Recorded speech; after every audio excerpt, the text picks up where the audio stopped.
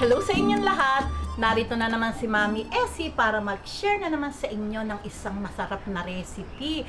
Dahil po talagang napakainit ng panahon ngayon, kaya gagawa tayo ng palamig na sagot gulaman. Pero bago tayo mag-umpisa, kung kayo ay nasa Facebook, don't forget to follow, like, and share. At kung nasa YouTube naman po, wag lang kalimutang mag-subscribe at pindutin ang bell button para lagi kayong updated sa ating mga bagong video. Ngayon, narito po ang ating mga kakailanganing sangkap.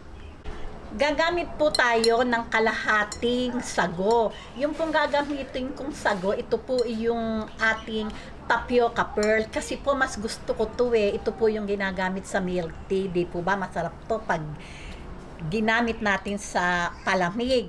Ito po ay kalahating kilo at pakukuluan po natin to sa 4 na litrong tubig. Para naman po sa ating gulaman, gagamit po tayo ng isang sachet na plain gulaman. Gagamit po ako ng food color na yellow, 1/4 cup na white sugar, at ito pong ating water, 4 cups po ang gagamitin natin.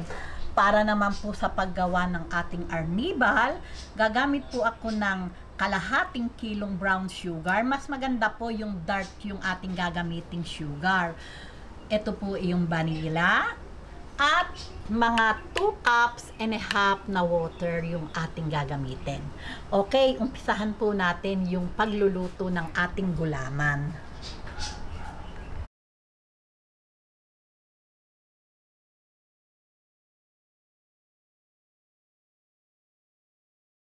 Okay, lagay na po natin itong sugar. Hindi pa po bukas yung aking apoy. Ito po yung 4 na litro na water. Ayan, tunawin lang po natin yung sugar. Lagay po natin itong ating isang sachet na plain gulaman. Atin lang pong tunawin. Ayan. Lagyan po natin ng yellow food color.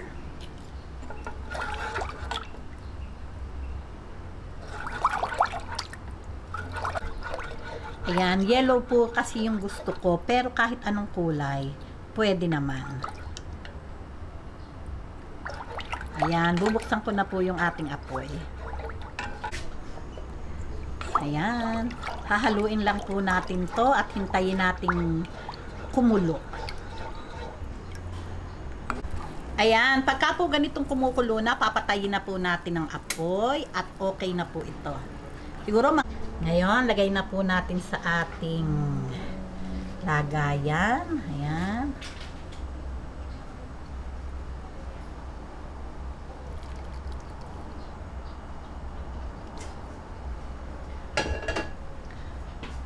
Okay, ngayon po itabi po muna natin to at umpisahan po muna natin yung paggawa ng arnibal. Okay, ngayon po nilagay ko na po itong kalahating kilong brown sugar. Ligyan po natin siya ng water. 2.5 cup po yung ating ilalagay. 2. Ayan. Ngayon, bubuksan ko na po yung ating apoy.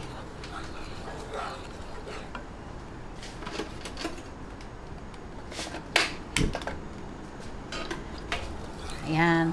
Hahaluin lang po natin hanggang matunaw yung sugar at pakukuluan po natin to hanggang 5 minutes hanggang lumapot yung ating sugar, itong ating arnibal. Okay.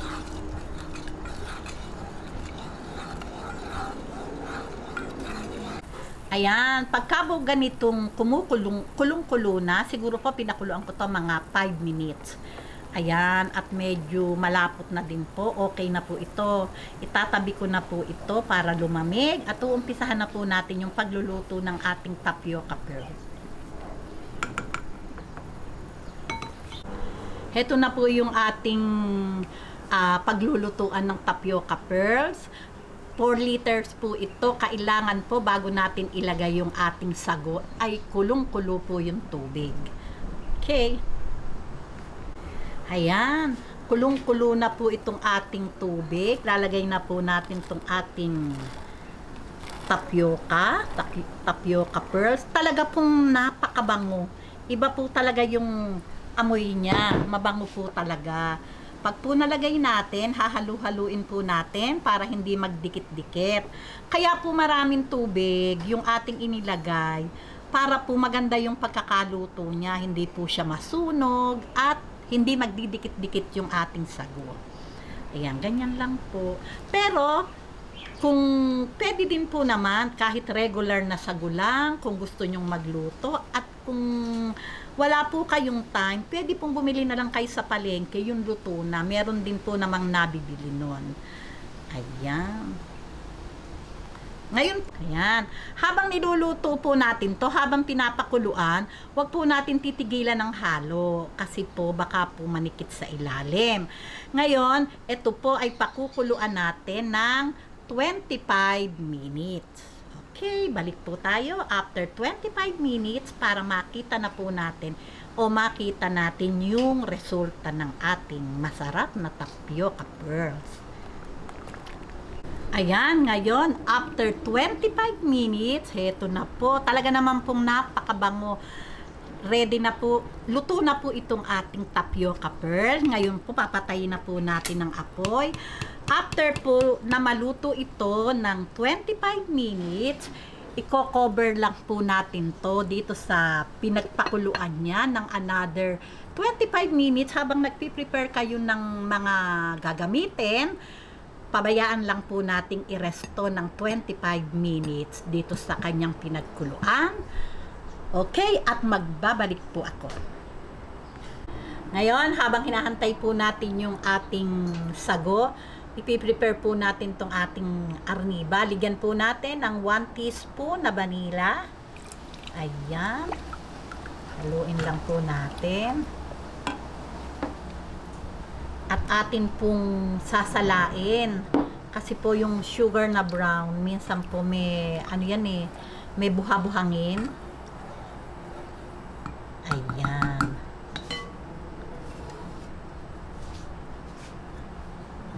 atin pong salain. Ayan po. Ayan, di po ba nakita nyo, oh, may naiwan sa salaan, saka dito sa ating pinaglutuan. Ayan.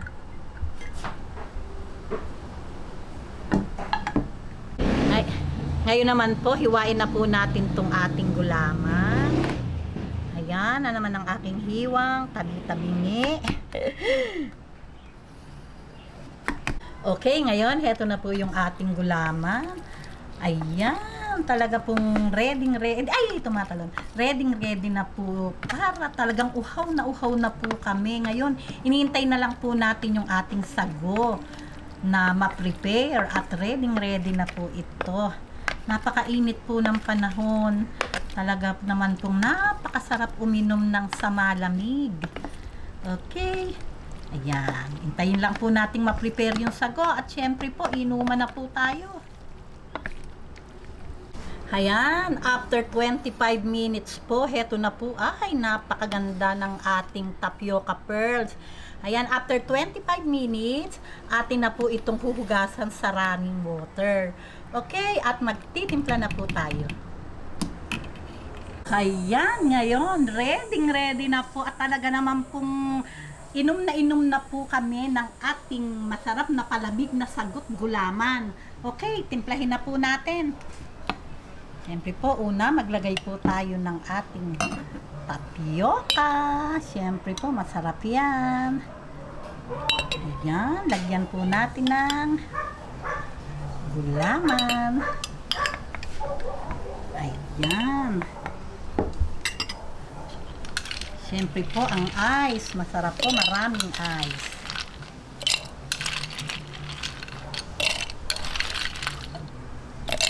Ayan.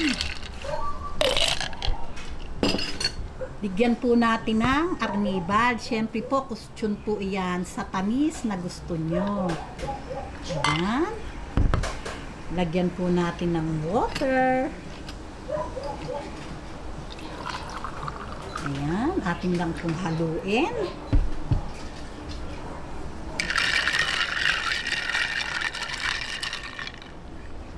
Bigyan pa po natin ng konti.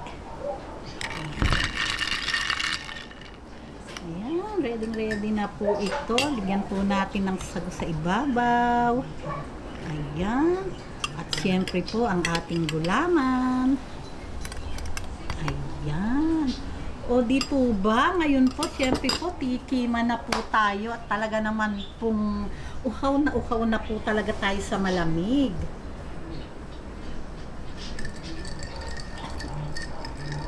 Okay. Ito na po, tikiman na po tayo. At talaga naman po, masarap po siyempre, malamig na malamig. Nai-straw yung sago.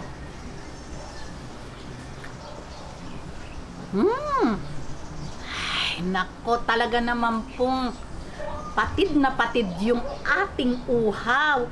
Gumawa na po kayo nito at simpleng-simple lang naman po. Para po kung tayo nauuhaw, medyo iwas po tayo sa makasoda. Ito po naman masarap din, basta maraming iyelo.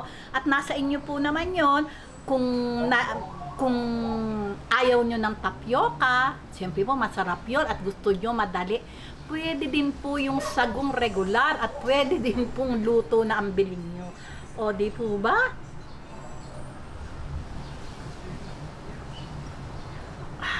Talaga naman pong yummy. O paano po?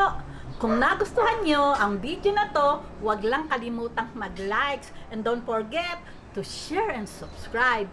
Baboos!